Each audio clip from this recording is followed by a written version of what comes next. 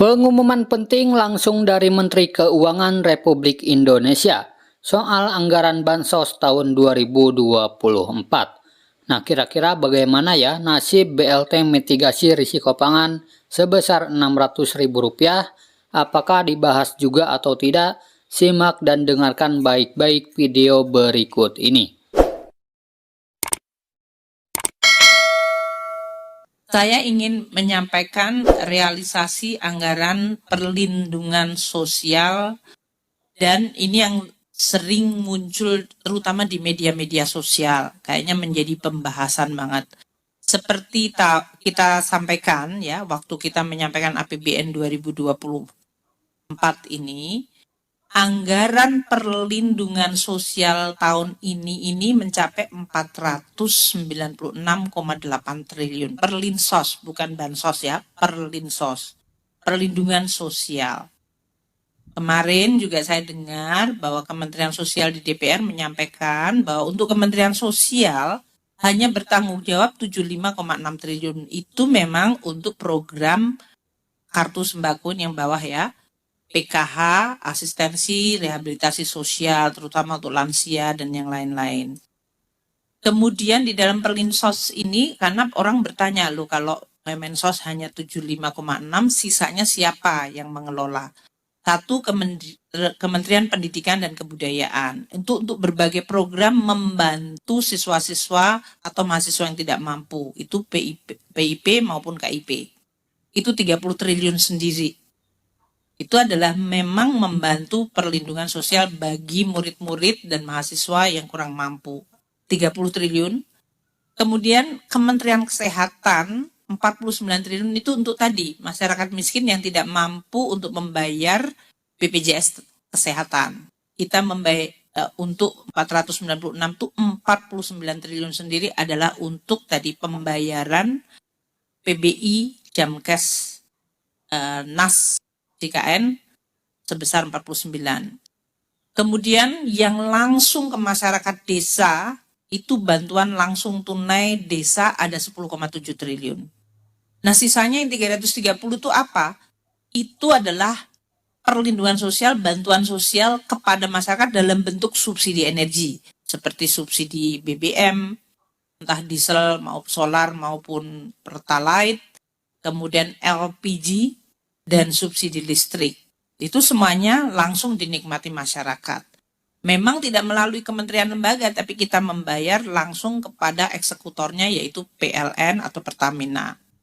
Untuk subsidi non-energi seperti subsidi pupuk, PSO, yaitu kalau kita naik kendaraan umum yang tarifnya dalam hal ini tidak mencerminkan biaya, itu disubsidi.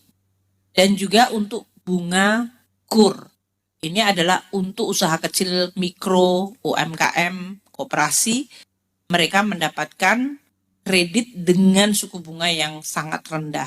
Itu bunganya disubsidi oleh negara. Itu termasuk perlindungan sosial. Dan juga untuk perumahan kelompok masyarakat berpendapatan rendah MBR. Itu mereka bisa membeli rumah dengan kredit yang disubsidi oleh pemerintah.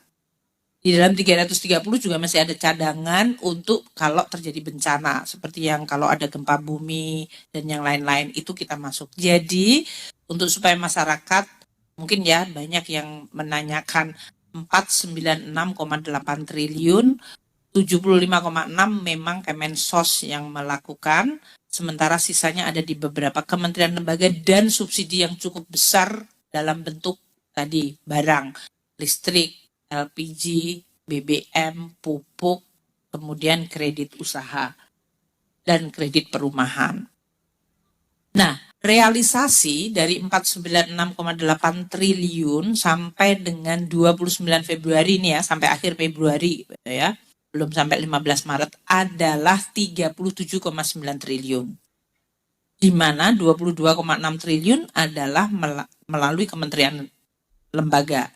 Seperti Kemensos, itu sudah membayarkan 12,8 triliun kepada keluarga PKH, yaitu 10 juta keluarga penerima, dan sembako untuk 18,7 juta kelompok penerima. Kemudian ada Kementerian Tenaga Kerja 87,6 miliar untuk bantuan iuran program jaminan kehilangan pekerjaan. Ini masuk dalam Undang-Undang Ciptaker kalau nggak salah waktu itu. Kita masukkan 10,3 juta pekerja dengan pemerintah membayar iuran jaminan kalau mereka kehilangan pekerjaannya.